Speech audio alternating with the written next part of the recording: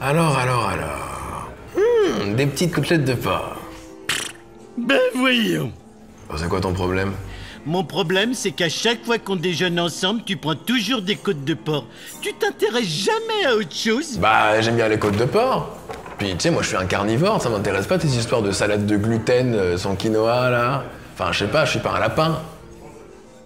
Moi, le lapin, c'est mon petit-déj, avec du Nutella et un grand verre de sang. Ça te pose pas un problème moral de manger de la viande 2 fois par jour, de participer à 15% des émissions de gaz à effet de serre, à 8% de la consommation d'eau sur Terre, à 80% de la déforestation? Homme vert, depuis que t'es devenu vegan, t'as peut-être perdu du poids, mais qu'est-ce que t'es devenu lourd? Mais c'est toi qui comprends pas. Si je te dis ça, c'est aussi pour toi. Tiens, les charcuteries que tu manges à l'apéro, elles sont bourrées de sel nitrité. Ça donne le cancer du popotin. Homme vert, tu deviens vulgaire. Oui, allô? Homme vert, c'est Barge. Ouh, Barge, comment ça va, ma petite fleur de soja? Dis, t'as pas oublié que nous étions invités chez mes sœurs Pita et Selmax pour le repas de Pâques?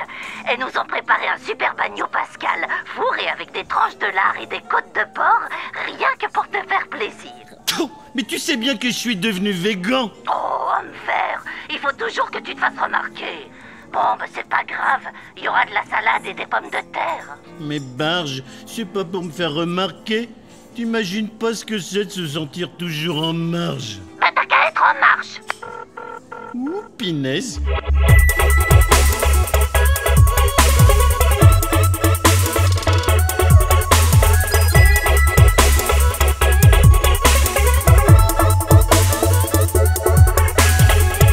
La viande. C'est le sujet qui déchaîne toutes les passions, quelle que soit leur confession, lorsque de l'environnement, l'on parle de protection. Peut-être parce que l'on s'aventure ici sur le terrain ensanglanté, et donc un peu glissant, de nos traditions, de nos cultures, de nos religions. Même si l'on finira quand même par lui faire sa fête, on ne s'attaque pas si facilement à l'agneau pascal, à la dinde de Thanksgiving ou au mouton de l'Aïd. Quand on parle de la viande, on parle de notre identité, de nos goûts, de nos repères, de nos souvenirs, et donc de notre intimité. Mais qu'importe, nous ne sommes pas intimidés. Après le scandale Véviba en Belgique et la parution par L214 de nouvelles images accablantes dans un élevage porcin du Tarn, le billet vert risque sa peau pour vous parler de celle de nos amis les bêtes, mais aussi de leur chair, qui a beau nous goûter, elle pourrait bien finir par nous coûter cher.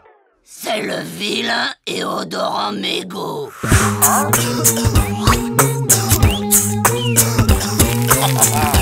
Dans le mégot d'aujourd'hui, pas question de se laisser distraire par l'idéologie. Regardons simplement combien pèse la consommation carnée dans la grande équation environnementale. Entre 60 et 140 milliards.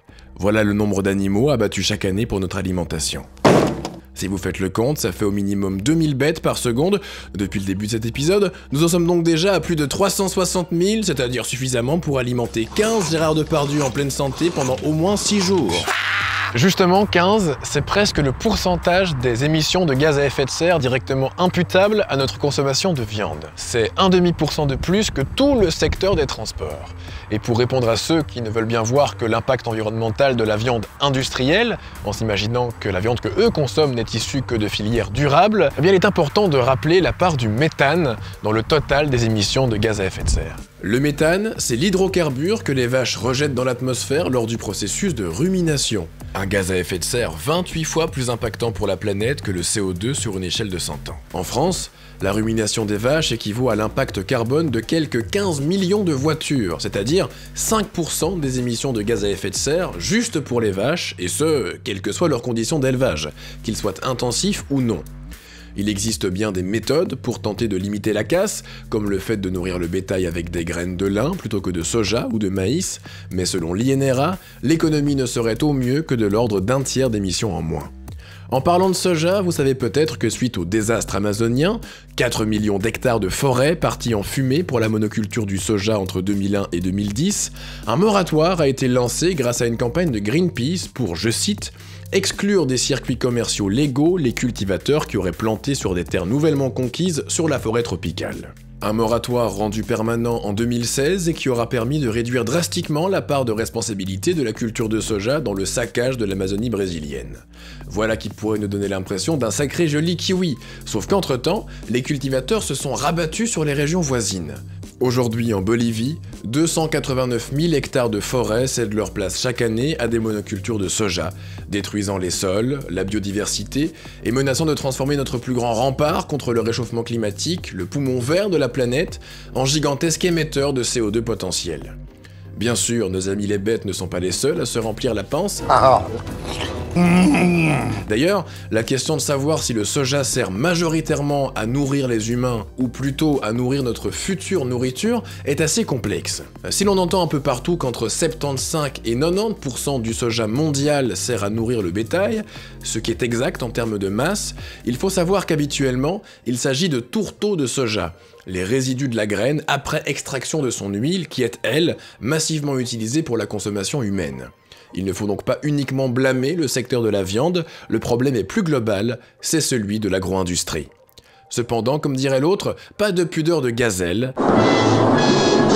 Énormément de bêtes sont aujourd'hui nourries avec du soja graine entière et la production ne fait qu'augmenter année après année. Dans son dernier rapport sur la production animale, la FAO estime que 80% des terres arables mondiales sont destinées au pâturage ou à la production de fourrage, ce qui est assez désespérant lorsque l'on sait qu'en ce moment, plus de 800 millions d'êtres humains sont en train de mourir de faim.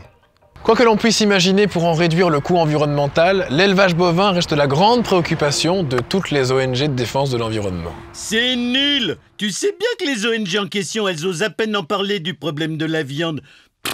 Poule mouillée. Homme vert, je te trouve un peu trop radical. C'est vrai que les Greenpeace, Sierra Club, Amis de la Terre et autres WWF ont mis un certain temps avant de se mettre à table en ce qui concerne la consommation de viande et particulièrement l'élevage bovin. C'est ce que pointait le documentaire Cowspiracy, qui renfermait peut-être quelques vices de procédure, mais aura tout de même pu montrer à qui voulait bien le voir en face que les grandes ONG de défense de l'environnement ont délibérément tué l'impact de la consommation de viande dans le réchauffement de la planète et l'épuisement de ses ressources. Pourquoi? Eh bien entre autres parce que, comme d'habitude, le secteur est gigantesque et les lobbies sont puissants. Ils le sont d'autant plus qu'ils se voient souvent dérouler le tapis rouge sang par le gouvernement. Rappelez-vous, l'année dernière, il s'était même invité dans les écoles avec des slogans très au point, citons entre autres « Avec le bœuf, c'est la teuf » ou encore « Parce que je le vaux bien ». Les viandes, c'est bon parce que c'est plein de pro. Les protéines, c'est bon pour les... En 2013, 4 des 5 produits agricoles les plus vendus dans le monde étaient le lait, le porc, le bœuf et le poulet, pour un total de 679 milliards de dollars. Il suffit d'un coup d'œil dans les rayons de nos supermarchés pour s'apercevoir que l'on veut nous en vendre toujours plus, alors que la viande ne fournit que 8% des calories et 18% des protéines que nous mangeons annuellement. Malgré tous les signes tangibles qui nous montrent à quel point notre consommation de viande incarne aujourd'hui l'un des enjeux majeurs en matière d'environnement, et encore on vous a pas parlé des 15 500 litres d'eau nécessaires à la production d'un kilo de bœuf, de la pollution des sols et des nappes phréatiques par les millions de tonnes de déjections des bêtes, ou du fait que la promiscuité dans les élevages industriels nous oblige aujourd'hui à piquer la plupart de ces bêtes avec des antibiotiques, desquels certains consommateurs deviennent donc tolérants, et c'est peut-être votre cas, eh bien le sujet reste quand même difficile à aborder en société. Un végétarien ou un vegan seul face à un groupe d'omnivores un peu remonté, aura parfois du mal à ne pas s'attirer les sobriquets de ses congénères, quand ce n'est pas un réel, concret et palpable foutage de gueule dans les règles du lard. Pourtant, c'est un choix de vie intéressant qui mérite au moins qu'on lui accorde un brin de curiosité bienveillante. C'est ce que nous allons faire maintenant avec notre... kiwi. Kiwi.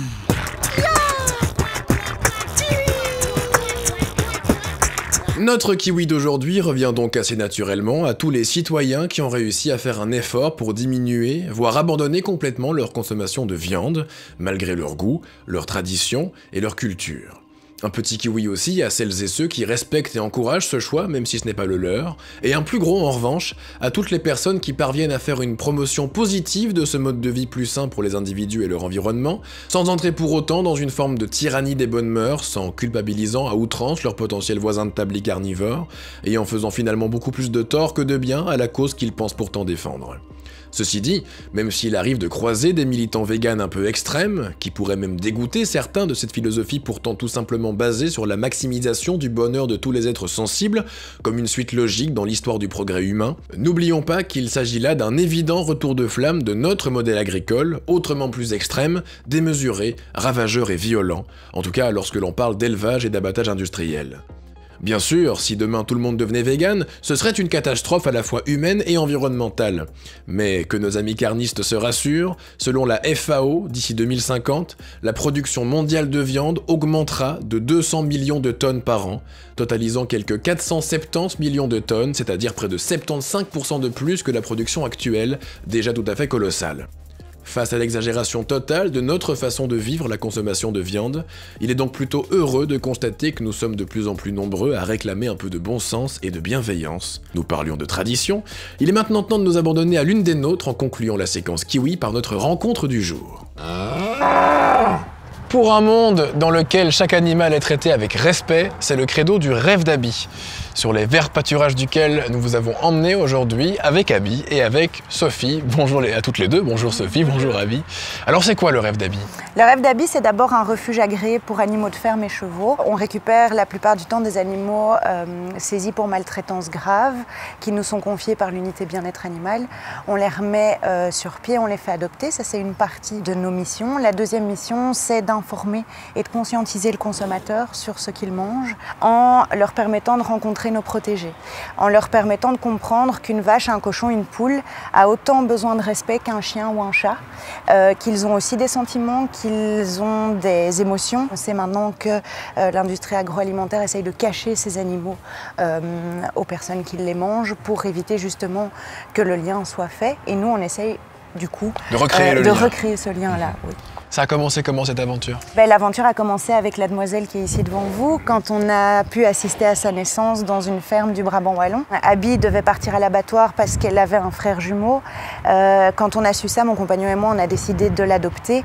Et évidemment, quand elle est rentrée dans la ferme chez moi, je me suis dit, mais je viens de sauver un animal de l'abattoir et je continue à manger les autres, c'est complètement ridicule. J'ai directement arrêté de manger de la viande. Et comme Abby avait réussi à me sensibiliser, moi, je me suis dit qu'elle saurait certainement sensibiliser d'autres personnes, et c'est comme ça que le rêve d'Abby est né. Il y a un véritable vegan bashing qui existe, notamment sur les réseaux sociaux. D'où ça vient selon toi et qu'est-ce que l'on peut faire pour justement être vegan, en faire la promotion sans être perçu comme des donneurs de leçons un peu casse-bonbon?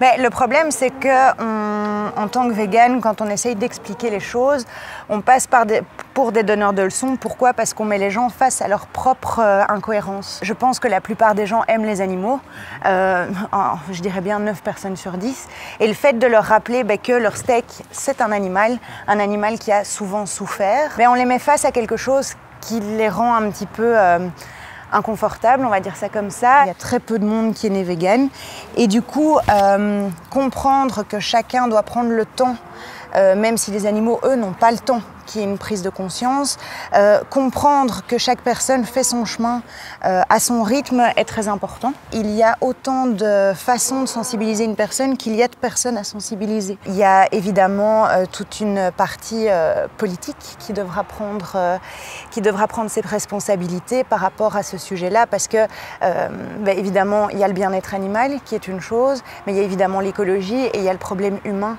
La consommation de viande est un véritable fléau pour ces trois choses-là sur la planète, et c'est le devoir de chacun, qu'on soit occidentaux ou pas, qu'on soit aisés ou pas, c'est le devoir de chacun de prendre un peu plus soin de la planète, des animaux et des humains qui la peuplent en fait. Merci beaucoup Sophie de nous avoir accueillis chez vous aujourd'hui au Rêve d'Abby, et bravo pour ce beau message que vous portez. Merci à Véronique Augereau et à Philippe Pétieux de nous avoir prêté leur très célèbre voix pour rendre tout cela un petit peu plus léger et sympathique. Merci à vous d'avoir suivi ce 7e numéro du Billet Vert, j'espère qu'il vous a plu. Vous l'aurez compris, loin de nous l'idée ici de vous faire une leçon de morale, mais simplement de mettre en perspective les données connues de l'impact environnemental de la viande, qui est absolument colossal, il faut le savoir. Et puis évidemment de vous inviter à en manger le moins possible. Si vous voulez changer le monde, faire un geste pour la planète, mais que vous ne vous sentez pas ni l'énergie, ni la foi, ni l'envie de faire beaucoup d'efforts, eh bien faites celui-là. Vous réduirez déjà drastiquement votre impact et pourrez être fier de vous. N'hésitez pas à aller jeter un œil aux articles référencés ci-dessus. Et puis on se retrouve très bientôt sur le Facebook du Billet Vert, sur la page YouTube, ainsi que sur Tipeee, si vous voulez nous aider. N'hésitez pas à essaimer quelques notes d'amour et quelques billets verts. À très bientôt, on vous embrasse. Ciao.